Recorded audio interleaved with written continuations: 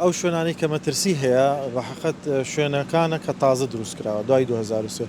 باوەی دوو ڕۆژە بارانێکی بەهێز لە شاری کەرکووک دەبارێت و هاوشێوەی ساڵانی ڕابردوو لە گەڕەکی شوێرا و بە دیاریکراوی لە نێوان شوێراوی یەک و شوێراوی دوو ئاوێکی زۆر بەرزە بێتەوە و ئەمە جوا دەکات لە هەندێک کاتە هاوڵاتیان ناتوان بە ئاسایی هاتوچۆ بکەن.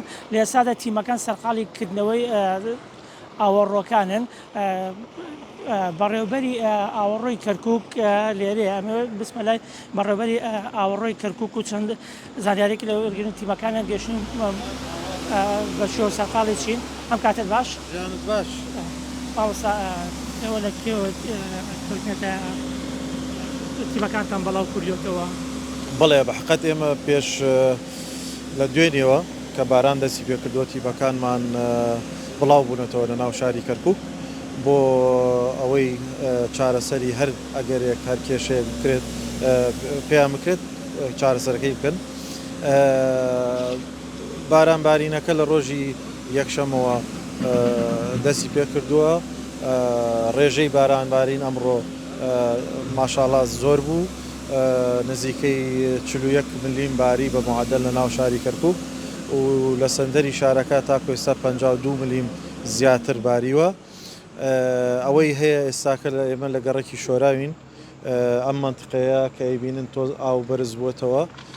ئەمە هۆکاری ئاو بەرزبوونەکە لەم منتقەیە سەبەبی ئەوەیە کە ئێرە چەم بوو پڕ کراوەتەوە بۆتە خانوو بە شێوەیەکی ناهەندەسی معالەجەی ئەو چەمانە کراوە و ینی بە شێوەی هەندەسی نەکراوە، پێویستی بە خەتێ ناقلی گەورەیە ئەم ئاوەی کە دێت لەو چەمەی لەسەرەوەیە و لەناو کۆڵانەکانە کە دێت لێرە کۆ بێتەوە پێویستی بە خەتێکی گەورەیە سندوقیە. ئێمە وەک بەڕێوەبەرایەتی ئاوەڕێی کەرکووک دیراسەمان کردووە بۆ ئەوە نردومانە بۆ وزارەی تەختیت بۆی پارەی بۆ تەرخان بکرێ و بچێتە قۆناغی جێبەجێکردنەوە. بەڵام وەکو حاڵ حازر ئێستا ئێمە تیمەکانمان لێرەین 24 ساعات مراقبەی ئەم شوێنەمان کردووە چونکە ئێمە زانین ئەم شوێنە دایمەن کە بارانێک زیاد لە حەد ببارێ کێشە دروستە بێت. تیمەکانمان مەوجودە و ئینشاءڵڵا هەوڵەدەین بە زووترین کات کۆنتترۆلیکی.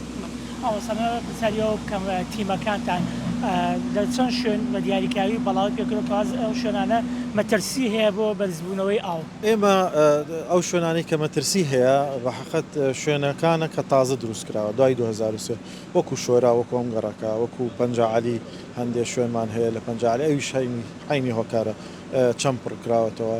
هەندێ نەفق و شت تۆنێل دروست کراوە ئەوانە بۆی هەیە گەر بارانێکی زیاد ببارێ هەندێ ئاو بەرز بێت.